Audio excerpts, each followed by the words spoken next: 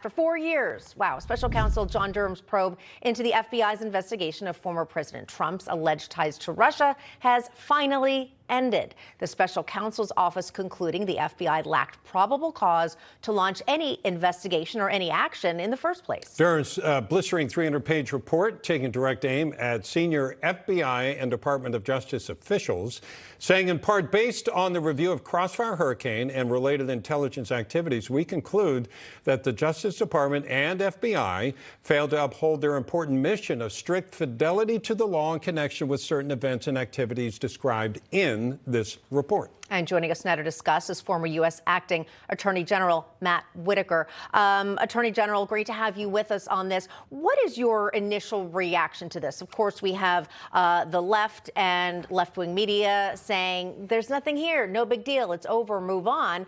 But what do you think?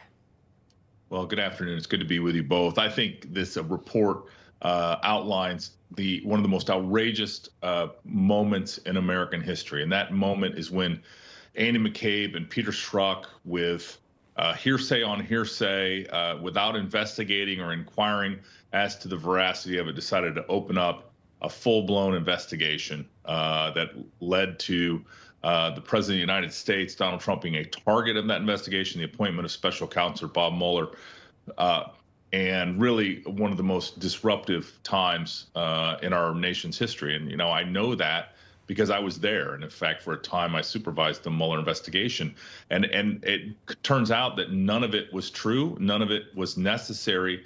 And I just, I think it's incredibly disappointing what transpired and how we got to this point. But my hat's off to John Durham. I knew he would do a thorough job. And I think the only thing that's left now is the accountability piece. I think a lot of Americans and a lot of your viewers want, some people held accountable, and what they may not be prosecuted. But right now we live in an upside down world where, the folks that perpetrated this hoax have book deals, have, contributorships, are hired by companies. And I think that's just a shame. Mark, let me ask you your reaction to what was the Senate report a few years ago from Mark Warner, the senator, and Marco Rubio, that came out and said there was disruption by Russia. Marco Rubio said there was no collusion between the Trump campaign, but there was interference or attempts to do so into the election by Russia.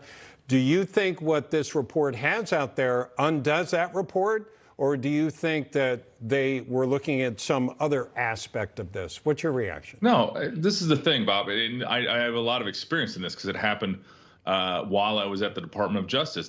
Every election, the Russians and other adversaries, including the North Koreans and the Chinese, try to interfere with American democracy, right, and the way our constitutional republic is organized.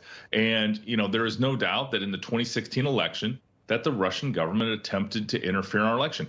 The difference is that there was no collusion with the Trump campaign. And that's what Hillary Clinton started. And then ultimately it snowballed into the Mueller investigation through a series of decisions made by senior law enforcement and intelligence officials. And so, yeah, I don't think it undermines that report at all. I think they are consistent with American history, and we need to counter foreign influence in our elections all the time. But again, this was a question of whether Donald Trump and the Russians had a relationship that helped him win the election, and that's absolutely false. And that was all created by Hillary Clinton and her campaign. And also, Matt, the FBI tried to minimize the fallout from the report, and they issued a statement, and here's what it says. In part, the conduct in 2016 and 2017 that Special Counsel Durham examined was the reason that current FBI leadership already implemented dozens of corrective actions, which have now been in place for some time. Had those reforms been in place in 2016, the missteps identified in the report could have been prevented. This report reinforces the importance of ensuring the FBI continues to do its work with the rigor, objectivity, and professionalism the American people deserve and rightly respect. That sounds a lot like too little, too late, and just, again, not even an understandable or clear response to the American people, especially as we see more and more Americans, more and more situations that show that the American people might not be able to trust these government agencies.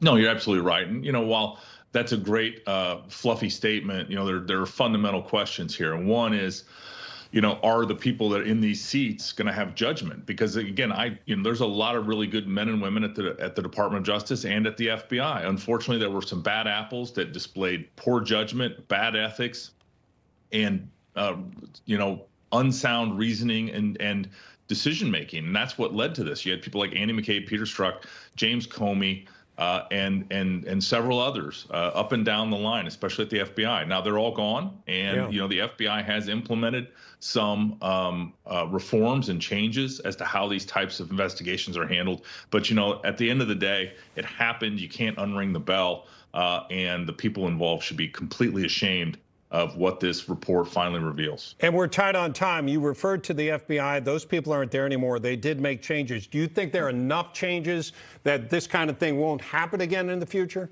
Yeah, but I wish I could say that. I don't think so. I think that with the wrong people in the wrong seats, this could happen absolutely again. Okay, Matt Whitaker, thank you so much for your thoughts.